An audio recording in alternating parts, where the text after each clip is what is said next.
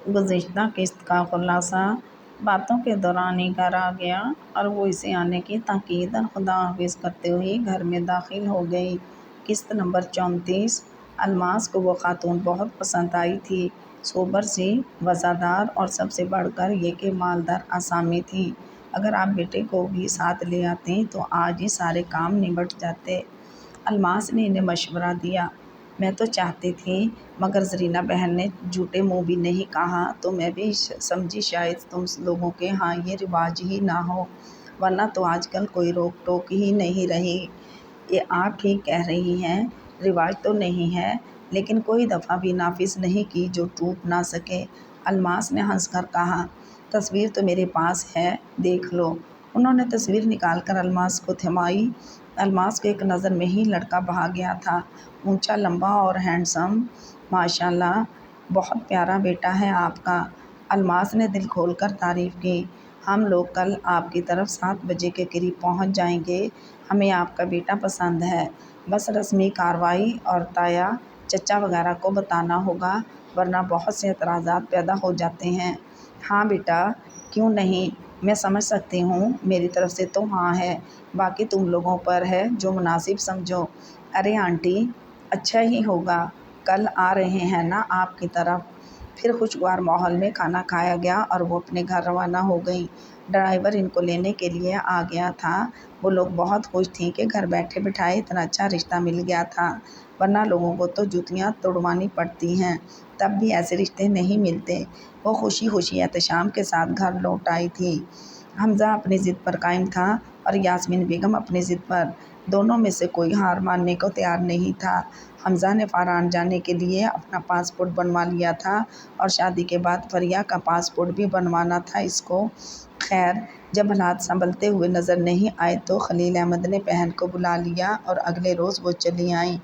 मामलात है तो वो अच्छी तरह वाकिफ़ थीं, जानती थी कि इनके आने से भी कोई बेहतरी नहीं आएगी, लेकिन उम्मीद पर दुनिया कायम है। मेरा ख्याल है पुरानी बातों को भुलाकर नए रिश्ते उस्तवार करने चाहिए भाभी। बहरहाल मामला घर की बेटी का है, लेकिन यास्मीन को इस रिश्ते पर एतराज़ है। एतराज़ वाली बात बनती नहीं है, लेकिन आपकी औलाद है, जो चाहे फैसला करें, लेकिन यतीम बच्ची रहम करें। अगर ये मुमकिन नहीं तो हमज़ा को समझाएं भाभी। उन्होंने नहायत नरमी से कहा। वो मेरी नहीं सुनता, अगर कोई समझा सकता है तो वो फरिया ही है। यास्मीन बेगम ने जहरखुंद लहजे में कहा, तुम फरिया का कहीं रिश्ता करवा दो जाहिदा। भाभी, फरिया के लिए प्रपोज़ल की कमी नहीं है। मेरी नंद का बेटा अमेरिका से बिज़नेस एडमिनिस्ट्रेशन की डिग्री लेकर आया है और पाकिस्तान में अपना बिज़नेस भी सेट कर लिया है। इसने खुद फरिया के लिए कहा है और आसमा भाभी के यहाँ का मुंतज़िर है। वो राज़ी हैं, लेकिन हमज़ा को मालूम हुआ तो बाकी सारा मामला आपके सामने है। तो फरिया भी बराबर के शरीक है हमज़ा को भड़काने में। भाभी, बोलते हुए थोड़ा ख्याल कर लिया करें, आप भी बेटियों वाली हैं। मेरी बेटियां फूल नहीं खिलाती फिर रहीं, खुदा की लाठी भी आवाज़ है। जाहिदा ने ठंडी सांस ली। तो तुम फरिया के लिए मेरी बेटियों को बददुआ दे रही हो? नहीं, मैंने सिर्फ समझाया है आपको। यास्मीन, ज़बान संभाल कर बात करो। खलील अहमद ने बीवी को टोका। अगर आप रिश्ता नहीं करना चाहती तो बात ख़त्म करें। मैं आज ही अली हैदर को हाँ कर देती हूँ और 1 हफ्ते बाद शादी कर दूँगी। आप हमज़ा की शादी कहीं भी करें। मैं तो चाहती थी बच्चों की ख्वाहिश पूरी हो जाए, लेकिन आपने अपनी अना का मसला बना लिया है। देखो, पुरानी रंजिशों को भुलाकर हमें अपनी औलाद की खुशी देखनी चाहिए, जाहिदा ने भाई से कहा।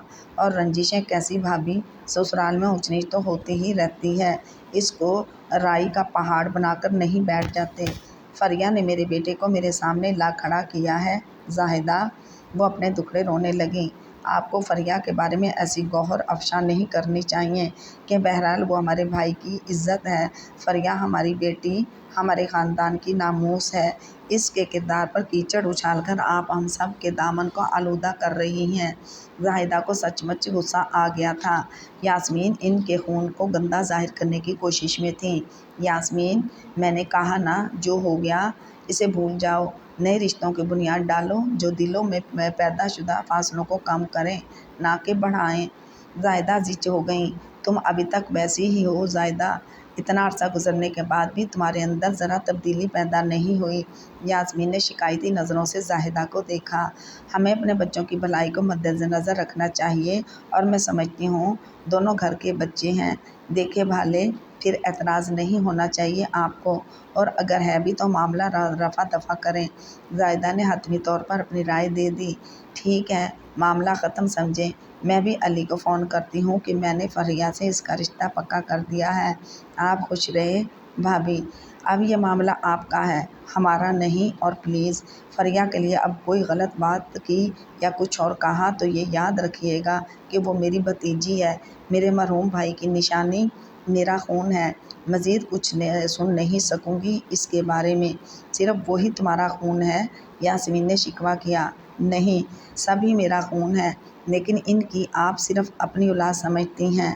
وہ طنز سے مسکرائیں۔ اور غلطی خلیل بھائی کی ہے کہ انہوں نے سارا ہولڈ آپ کو دے دیا ہے، اور اسی لیے آپ ہر اچھا برا فیصلہ اپنی مرضی سے کرتی ہیں، خود سنتی ہیں نہ سمجھتی ہیں۔ بیوی کو اتنے ہی اختیار دینے چاہیے جتنے کی وہ حقدار ہے۔ اور معاف کرنا بھابھی، کبھی پیچھے مڑ کر دیکھیں، کیا آپ آج جس حیثیت میں ہیں، آپ کا میکا آج بھی کسی حیثیت میں ہے؟ خلیل بھائی سے بیاہ کر کے آج اس مقام پر کھڑی ہیں، یہ میرا نصیب ہے، خلیل بھائی کی محنت نہیں۔ تم بات کو الجھا رہی ہو زاہدہ، وہ ایک دم غصے میں آ گئیں۔ خیر چھوڑیے، میں اس بحث میں پڑنا نہیں چاہتی، آپ اپنے گھر میں خوش رہیں ہمیشہ۔ وہ اختلاف کے تمام راستے بند کر کے اٹھ کھڑی ہوئیں۔ زاہدہ بیٹھو، کہاں جا رہی ہو؟ انہوں نے بہن کو اٹھتے ہوئے دیکھ کر کہا۔ بس بہت ہو گیا بھائی، وہ افسردگی سے بولی۔ ساری غلطی میری ہے زاہدہ، میں نے سب اختیار یاسمین کے ہاتھ میں دے دیے، اس کی وجہ میری بیماری ہے، لیکن اب معاملہ میرے مرحوم بھائی کی بیٹی کا ہے تو اب فیصلہ میں کروں گا۔ انہوں نے گہری نظروں سے دیکھا۔ یاسمین، تم اپنے خاندان کی 2 بہو لے آئی ہو، میں نے اعتراض کیا جو تم میری بھتیجی کے آنے پر واویلا مچا رہی ہو۔ ایک بہو تو لانے کا مجھے بھی حق ہے۔ انہوں نے منہ کھولا۔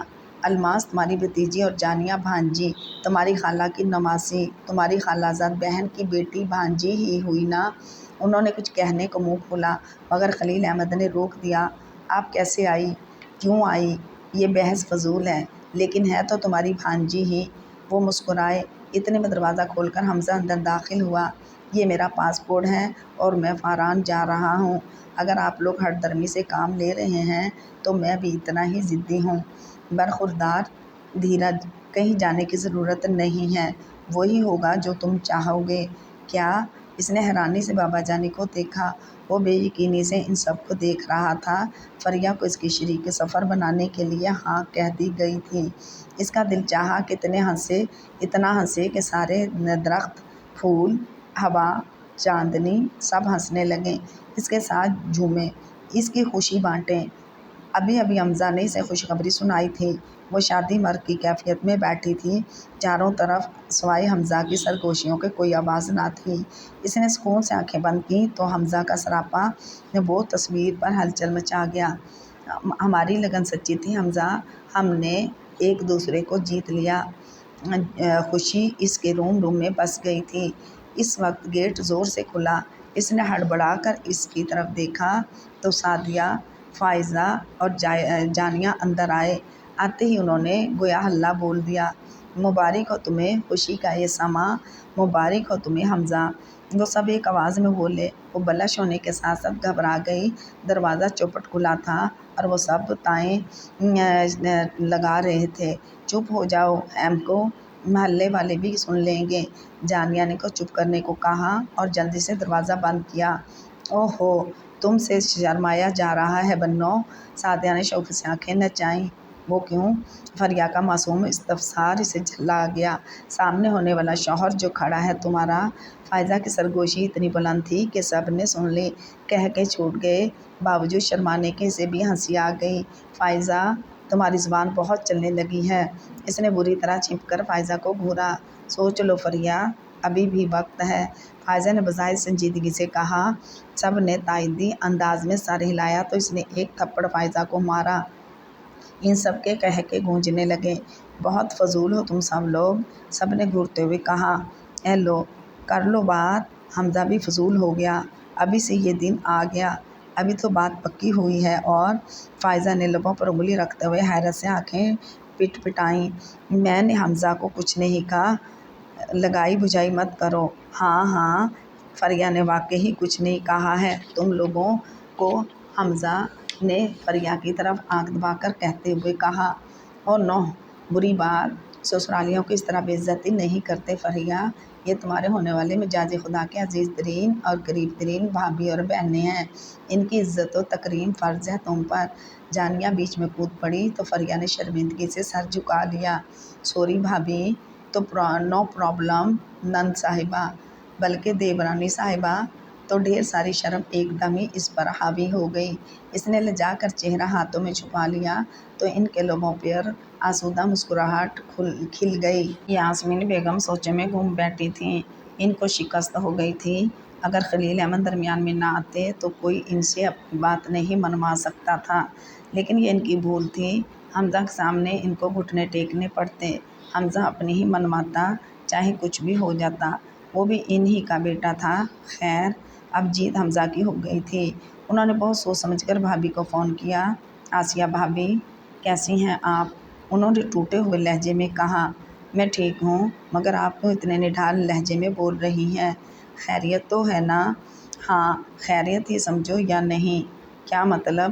پھر یاسمین نے بھابھی کو سب کچھ بتا دیا۔ میں ایسا نہیں چاہتی اور جتنا زور لگا سکتی تھی لگا لیا، لیکن کامیاب نہیں ہو سکی۔ شکر کرو کہ ہم دونوں کے علاوہ کسی کو کچھ معلوم نہیں، ورنہ بہت سبکی ہوتی۔ مجھے معاف کر دو آسیہ بھابھی، ایک دم ہی رو دیں۔ میرا قصور نہیں ہے، لیکن میں شطرنج کی بازی ہار گئی ہوں، معافی چاہتی ہوں۔ کیوں پریشان ہیں؟ میں ان لوگوں میں سے نہیں کہ اس بات پر رشتے ناطے توڑ کر بیٹھ جاؤں۔ جوڑے تو آسمانوں پر بنتے ہیں، ان دونوں کا نصیب نہیں تھا۔ انہوں نے یاسمین کو حوصلہ دیا تو ان کے ذہن سے بوجھ اتر گیا اور خود کو بہت ہلکا پھلکا محسوس کرنے لگیں، ورنہ وہ تو بہت شرمندہ تھیں، لیکن آسیہ نے ان کو شرمندگی سے بچا لیا تھا۔